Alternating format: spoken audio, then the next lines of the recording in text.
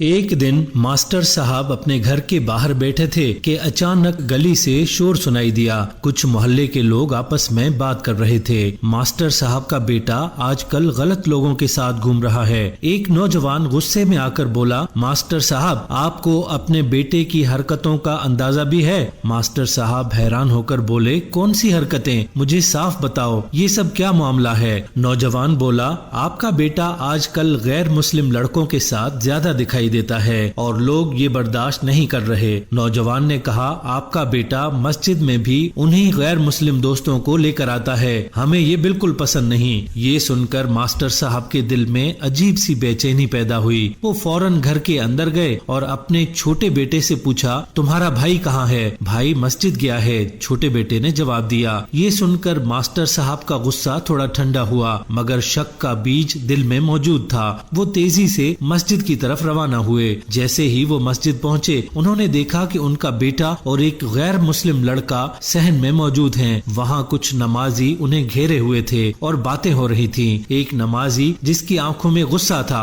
بولا، ماسٹر صاحب آپ کا بیٹا یہ غیر مسلم لڑکا مسجد میں کیوں لے آیا ہے؟ یہ ہماری عبادت گاہ ہے، ہم اسے برداشت نہیں کر سکتے۔ ماسٹر صاحب نے بیٹے کی طرف دیکھا، بیٹا یہ سب کیا ہو رہا ہے؟ بیٹا بولا، ابا جان یہ وہی لڑکا ہے جس کے بارے میں لوگ باتیں کر رہے ہیں، لیکن آپ کو شاید یہ نہیں پتا کہ یہ لڑکا اب مسلمان ہو چکا ہے۔ میں نے اس کی مدد کی اور اسے اسلام کی طرف مائل کیا۔ یہ سن کر سب حیران ہو گئے۔ ایک لمحے کے لیے مسجد میں خاموشی چھا گئی، لیکن پھر ایک نمازی نے طنزاً کہا، اگر یہ سچ ہے تو پھر بھی ہمیں اسے مسجد میں قبول نہیں کرنا چاہیے۔ بیٹے نے دھیرے سے سر جھکایا، ابا جان یہ لڑکا یہاں اسلام سیکھنے آیا تھا، لیکن لوگوں کا رویہ دیکھ کر وہ اب دوبارہ کبھی مسجد نہیں آئے گا۔ اچانک ایک نمازی بولا، چاہے یہ مسلمان ہو چکا ہے لیکن ہمیں اب بھی اسے قبول کرنے میں ہچکچاہٹ ہو رہی ہے۔ اسی دوران مسجد کے باہر سے بچوں کی چیخوں کی آواز آنے لگی۔ سب نمازی باہر نکلے تو دیکھا کہ ایک بچہ مسجد کے قریب کھیلتے ہوئے اچانک زمین پر گر کر بے ہوش ہو گیا تھا۔ سب لوگ حیرانی اور خوف میں مبتلا ہو گئے۔ کسی کو سمجھ نہیں آیا کہ کیا کیا جائے۔ ماسٹر صاحب کا بیٹا فوراً آگے بڑھا اور اس غیر مسلم جو اب مسلمان ہو چکا تھا اس کی طرف دیکھا۔ وہ شخص فوراً مدد کے لیے آگے بڑھا۔ میں ڈاکٹر ہوں، اس نے کہا۔ نمازی حیران رہ گئے اور سب فوراً راستہ دے کر پیچھے ہٹ گئے۔ وہ ڈاکٹر فوراً بچے کو ابتدائی طبی امداد دینے لگا۔ تھوڑی ہی دیر میں بچہ ہوش میں آ گیا اور سب کی جان میں جان آئی۔